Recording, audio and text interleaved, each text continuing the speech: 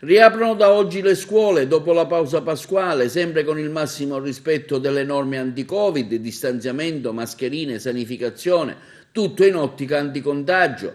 Nella nostra isola, per via del colore arancione, nessuna limitazione. In Sicilia si parla di circa 615.000 alunni che ritornano a frequentare e intanto i docenti nel frattempo hanno effettuato le relative vaccinazioni. Abbiamo ripreso dopo la pausa pasquale, regolarmente tutte le classi sono in presenza, come del resto essendo in zona arancione non ci sono problemi di alcun genere. Noi purtroppo abbiamo avuto un nostro docente che è risultato positivo e mi sono messo subito in contatto con l'ASPI, e tant'è che il giorno 9 i ragazzi e i docenti della classe faranno il tampone molecolare per verificare la condizione. Poi tutti gli altri ragazzi sono tutti in presenza, abbiamo iniziato veramente con spirito sempre più positivo per concludere questo anno scolastico, che è stato di per sé difficile, ma ce lo stiamo portando in porto nel miglior modo possibile.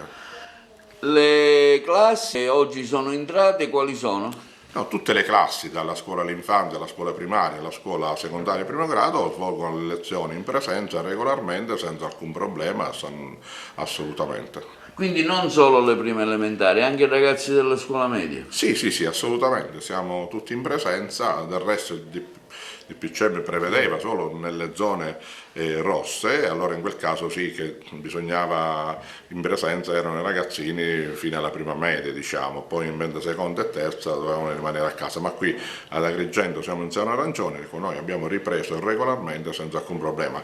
Durante il periodo delle vacanze ci sono stati dei lavori da parte dell'amministrazione comunale, alla quale va il mio ringraziamento, sia per quanto riguarda la sanificazione, la pulizia straordinaria che noi abbiamo effettuato con il nostro personale, quindi quotidianamente sanifichiamo i locali alla fine della giornata con i nostri collaboratori scolastici.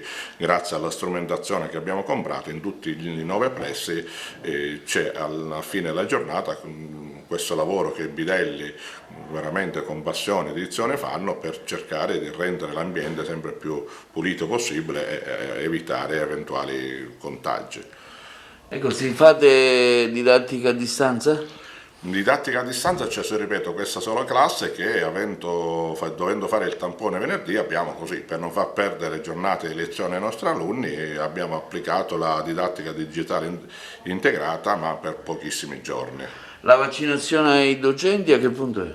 Ma io so che prosegue molto bene, diversi miei docenti ormai sono stati vaccinati, quindi si è sempre in attesa, ci sono le liste di attesa, quindi speriamo che nel più breve tempo possibile tutti quanti possiamo essere vaccinati. Ecco, per il resto ho visto che entrando ci sono dei protocolli abbastanza rigidi nel controllare la temperatura, disinfettare le mani, insomma è un attento lavoro anche in questo senso, Presidente. Sì, sì, sicuramente, sin dall'inizio noi quindi abbiamo contingentato gli ingressi a scuola tramite anche accordi telefonici che le famiglie, l'utenza tutto può ovviare, e chiaramente la sanificazione delle mani, l'igienizzazione, la pulizia, tutto quanto viene messo in maniera molto attenta, viene praticato in maniera molto scrupolosa, proprio perché vogliamo essere precisi e puntuali in tutto, quindi anche il registro delle presenze,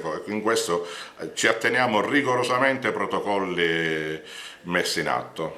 Ricordiamo che voi avete complessivamente 8 plessi e che lei, diciamo, quotidianamente fa una visita a questi plessi per controllare, insomma, per vedere se vengono osservate le varie norme di legge. Sì, vabbè, un dovere dirigente, correggo, quest'anno i plessi sono aumentati di altri 2, quindi siamo arrivati a 9 plessi, più un altro plesso, il 10° che è allocato nell'oratorio al villaggio Peruso, quindi c'è una scuola molto ampia, chiaramente la vicinanza del dirigente credo che sia fondamentale sia per far sentire appunto questo rapporto unitario con tutto il personale, sia anche per verificare che le condizioni logistiche siano ottimali sempre e quotidianamente.